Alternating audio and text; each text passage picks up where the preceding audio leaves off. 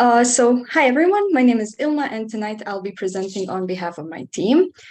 If your lunch has ever looked similar to this, or if you've ever made dinner that is a couple of portions too big, chances are you ended up throwing some of that food away. And every time you throw away a couple of tablespoons of food, you're actually contributing to these large landfills of food waste. And an enormous problem arises here, and that is that it is precisely us, the households, which are the greatest generators of food waste. And this food waste accounts for 8 to 10% of global greenhouse gas emissions. Therefore, food waste directly affects climate change. But if that wasn't shocking enough, what if I told you that 8% of a four-member household's annual income is thrown away in food? That means that wasting food is wasting money. Also, it has been proven that better planning of shopping leads to food waste reduction in households.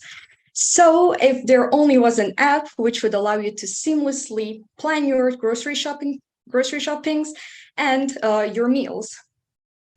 There is, and it's us, Foodly. Foodly allows you to easily input the groceries you currently have and have shopping lists available for you instantly.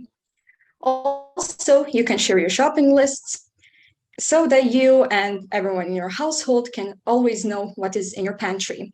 Also, recipes are generated for you based on what you already have in your pantry so that you could use the groceries you have available the best and most efficient way possible. In regards to our time sum and sum, we have identified our time to be worth 200 million euros, which accounts for European households with 2 or more people. As our SAM, we identified European households with 2 employed people who use smartphones and plan shopping, and our SAM is worth around 69 million euros. And 1% of these households in Germany is what we've identified our sum to be, and it's worth around 134,000 euros. And we've chosen Germany here because e-commerce is still not as prevalent there. When it comes to our business model, we would first like to permeate our BIH market, and we would offer a basic and premium version of our app, and the premium version would cost around €1 per month. Our goal is to firstly validate our idea on our local market and then expand to bigger markets. Additionally, we have recognized that our app has potential for advertising, and we want to create a platform for supermarkets to get more exposure and more profit by advertising their latest discounts in our app. When it comes to competition, why we're unique? Well, because we offer shopping lists, both shopping lists and meal plans, which are highly personalized, which means that they are created for you and your pantry. And also we want to make it available in our local languages. Therefore, we would like to ask you for 16,000 euros in funds or software development expertise for 23% of equity.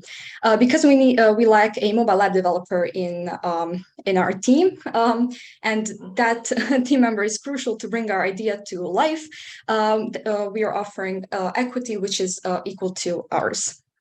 And as I mentioned, our plan is to firstly validate our idea locally and then expand to global markets. So your investments would help us to move from this phase where we only have a visual prototype to a phase where we actually have an app which we can test on users and also reach more potential stakeholders.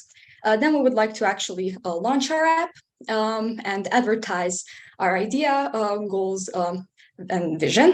Also would like to at this point do additional market analysis of the European and regional market, and if it turns out to be as feasible as we think, we would like to seek additional funding to scale our operations and expand to larger markets. And our team consists of Naida, Lejla, and me, along with our advisor, and you can contact us anytime at our email or LinkedIn. And thank you so much for your attention. Thank you, Foodly. We can move on to the questions. And there's Eddie. Okay. Well, I can start off with the first question, even though I was giving them a clap. Can you tell me what you see as the biggest challenge in implementing this idea in the market that you've selected? What's going to be the biggest hurdle starting off? Well, I think I could answer that. personally, the biggest hurdle would be to actually get users on our local market when we're trying to evaluate our idea. We have lowered the price as much as we could to actually get people who would test the app and give us much appreciated feedback. But that's the first hurdle that we could see.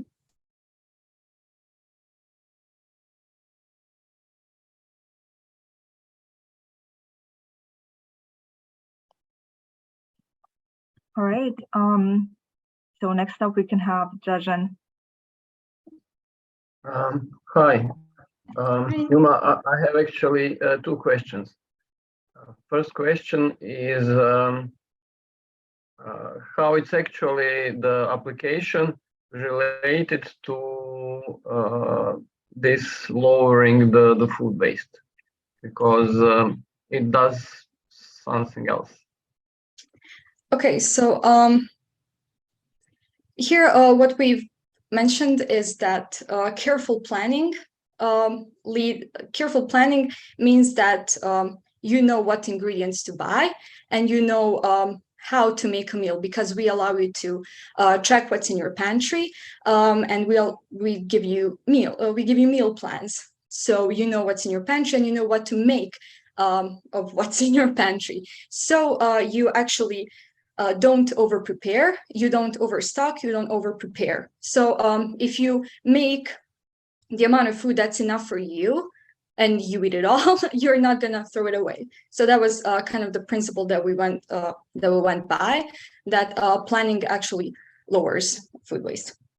And also, if I can add, during our research, we stumbled upon a research study done in Croatia from a professor that I forgot her name, but like she proved that planning your food and planning your shopping and basically how you use that food actually reduces the amount of time and food that you waste, basically, and the time that you spend on planning your shopping and planning out the food and all that.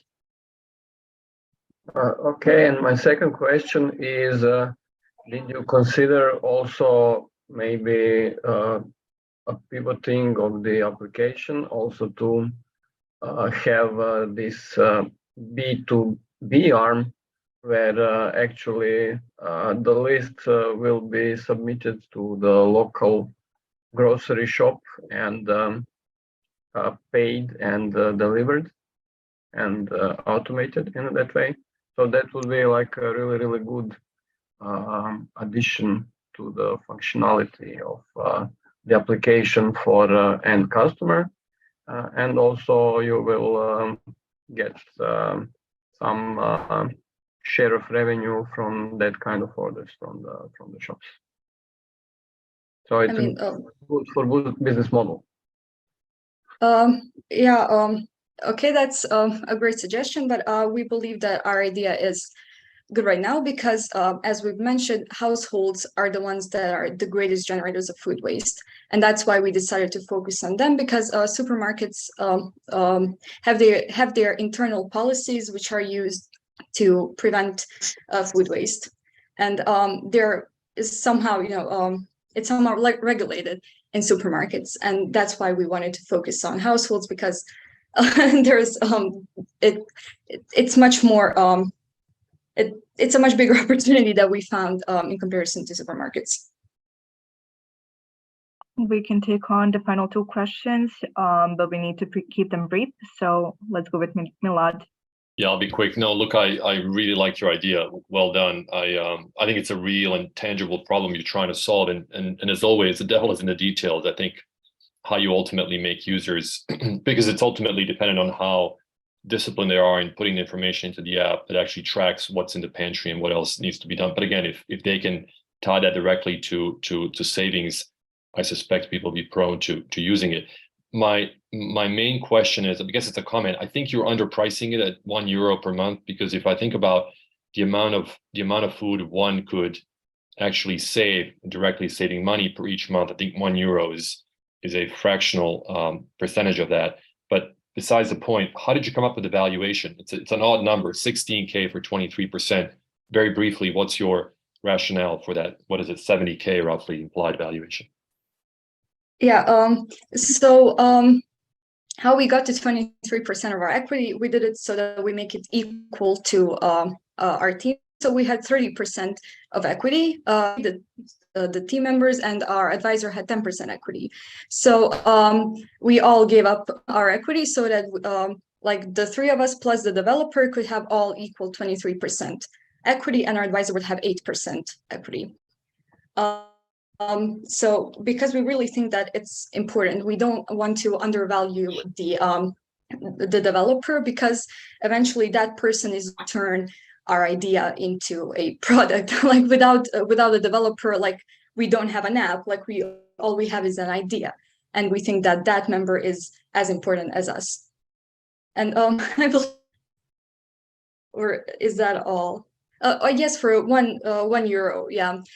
We definitely underpriced it, and I would like to connect that with the question of our biggest challenge, because we want to start with our local market because it's the easiest thing to do. People in our country are not accustomed to paying for apps like this. So someone just opens it and sees that, you know, a grocery app costs, I don't know, 5 marks. Like, you know, we're not sure that people would just do it like that. So we want to have our goal. Our first goal is to just validate our idea, that people find it useful, and that we actually prove our point that we can save time and money like this. So that's our main goal. But then when we scale to other markets, larger markets, we can raise our price. I mean, that's what we plan to do. Thank you. I'll look forward to chatting more in the breakout session, but well done. Thank you. Okay, thank you. And finally, Adin. Yes, nice idea, actually, quite cool. Have you, I wouldn't bother much about the Bosnian market. I think you can skip this, please, and can immediately go to the European market as far as just idea and how much is actually in valuation, the market value in Bosnia. I mean, definitely. But did you actually thought of consider about integrating this with the smart fridges? You know, most of the stuff is actually located in the fridges. There's the features there. You know, they can track actually, you know, you buy something in a bulk and then you use it over the time. You know, you don't actually know how much you actually use it, and then how that could actually look with outside the fridge. You know, where you stock everything else. You know, powder, flour, whatever it is, you know, pasta and everything else. Yeah, so that was, thank you for your question. That was actually one of the ideas we had initially. So our first idea was actually, as the first question went, to actually collaborate with supermarkets, right? And then we realized that we found out so many black holes in our idea, and it just we couldn't make it. We wanted to integrate our app with supermarkets, and it didn't work. So we were like, okay, what's the easiest way people could track their groceries, right? If they had some sort of sensors in their fridge. So like they always know what's inside their fridge. And what's the closest thing to having sensors in their fridge? Smart fridges. And they were like, that's incredible. Like it does all the job that we're doing very easily. It could be like so easy to implement that, right? But the thing is, not everyone has a smart fridge. Like I literally don't know anyone in my life who owns a smart fridge. And I think it's that a very small % of people actually own something like that. But what we're here trying to do is not make it an elite thing for people to save their money and throw less food away. We wanted to make it accessible for everyone. So yeah, that's why we didn't really focus on smart fridges.